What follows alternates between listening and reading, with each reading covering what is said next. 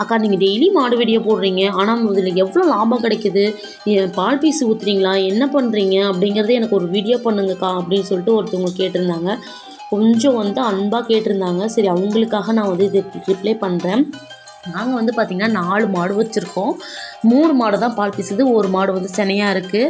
நம்ம ஒரு மாட்டோட விலையும் அந்த எவ்வளோ பால் பீசுது, அது எவ்வளோக்கு நம்ம கொடுக்குறோம், அதில் லாபமாக நட்டமா அப்படிங்கிறது நம்ம லிஸ்ட்டோடு நம்ம இன்றைக்கி பார்க்க போகிறோம். ஏன் அப்படி சொல்கிறேன்னு பார்த்திங்கன்னா, 3 மாடு வச்சுருக்கிறது நம்ம சொல்கிறத விட ஒரு மாட்டோட லாபம் என்ன அப்படிங்கிறத காமிச்சாதான் மாடு வச்சுருக்கவங்களுக்கு அது லாபமாக நட்டமா அப்படிங்கிறது உங்களுக்கும் உங்களுக்கும் தெரியும்.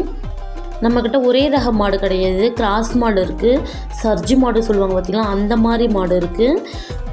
அது இன்னொரு மாட்டு ரகம் சொல்லுவாங்க, அது எனக்கு சரியாக தெரியல, மன்னிச்சுக்கோங்க. ஏன்னா தெரியாததை நம்ம சொல்லக்கூடாது, தெரிஞ்சதை மட்டும் தான் நம்ம பேசணும். தெரியாது சொல்லி எதுக்கு தேவையில்லாதது.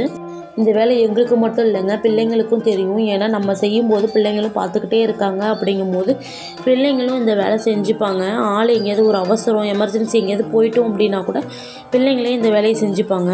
நம்ம லிஸ்ட்டை பார்க்கலாம் வாங்க. வளர்ப்புல லாபமாக நட்டமா, இதுதாங்க நம்மளோட கேள்வியுமே. பால் பார்த்திங்கன்னா மேக்ஸிமம் ஒரு மாட்டோட கணக்கு தானே நம்ம எடுத்திருக்கோம்.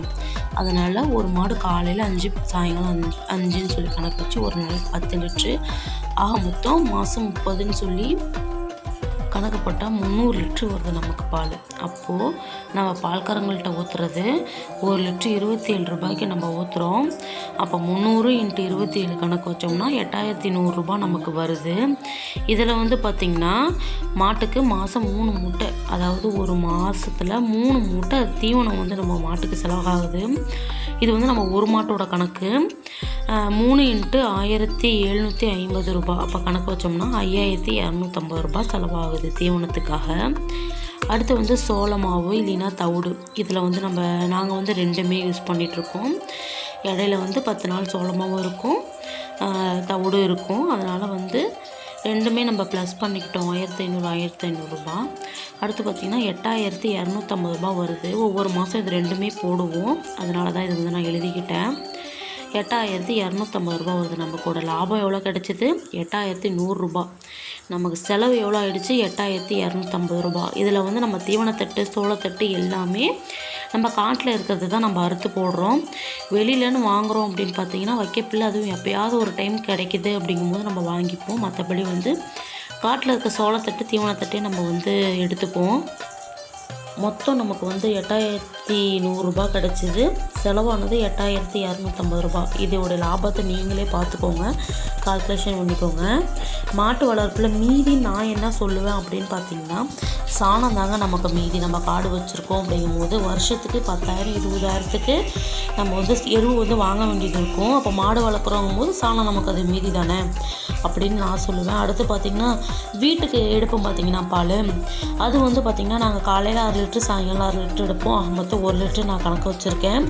கடையில் 1 லிட்ரு 50 ரூபாய்க்கு வாங்குகிறோம் அப்படின்னா கணக்கு வச்சாலும் மாதம் 1500 ரூபா அதில் நமக்கு செலவாகுது. இப்போ நம்ம தீவனத்தட்டு, சோளத்தட்டு நம்மக்கிட்ட ஆல்ரெடி இருக்குது. அதனால் நம்ம அறுத்து போட்டுக்கிறோம். இதுவே நம்ம வைக்கப்பில் வாங்கி போட்டோம்னா நம்மளோட கணக்கு எங்கேயோ போயிடும். அதுக்காக தான் மாடு வளர்க்குறவங்களாம் என்ன பண்ணிடுறாங்க அப்படின்னு பார்த்தீங்கன்னா, தீவனத்தட்டு, சோளத்தட்டு அவங்களே காட்டில் விரைச்சி வச்சுக்கிறாங்க. அப்படிங்கும்போது நமக்கு ஒரு 10 ரூபா கிடைக்கும். நம்ம ஒரு மாட்டு கணக்கு அப்படிங்கிறதுனால நமக்கு அந்த அளவுக்கு நம்ம ரொம்ப நட்டமாக தெரியுது. இதுவே நமக்கு 3 மாடு 4 மாடு வளர்க்குறோம் அப்படிங்கும்போது நமக்கு அந்த அளவுக்கு தெரியாது. 2 மாடு செலவோடு போயிடும், 2 மாடு வருமானத்தோடு போயிடும். அதனால தான் நான் சொல்கிறேன், நான் 3 மாடு வச்சுருக்கேன், 4 மாடு வச்சுருக்கேன் அப்படிங்கும்போது அதுக்கு வருமானம் நான் இதுக்கு மேலே உங்களுக்கு நான் ஒரு வீடியோவை ஷேர் பண்ணுறேன். 4 மாட்டோட செலவு என்ன ஆகுது, 4 மாட்டோட வருமானம் என்ன ஆகுது அப்படிங்கிறத வர வீடியோவில் நான் உங்களுக்கு ஷேர் பண்ணுறேன். போதும் லிஸ்ட்டு பெருசாக தான் போயிட்டுருக்கு. ஓகேங்க, பாய். என்னோடய வீடியோ பிடிச்சிருந்தா லைக் பண்ணுங்கள், ஷேர் பண்ணுங்கள், மறக்காமல் கமெண்ட் பண்ணிடுங்க. ஒரு நிமிஷம், அடுத்து என்ன வீடியோ போடலாங்கிறதும் சேர்த்து கமெண்ட் பண்ணிடுங்க.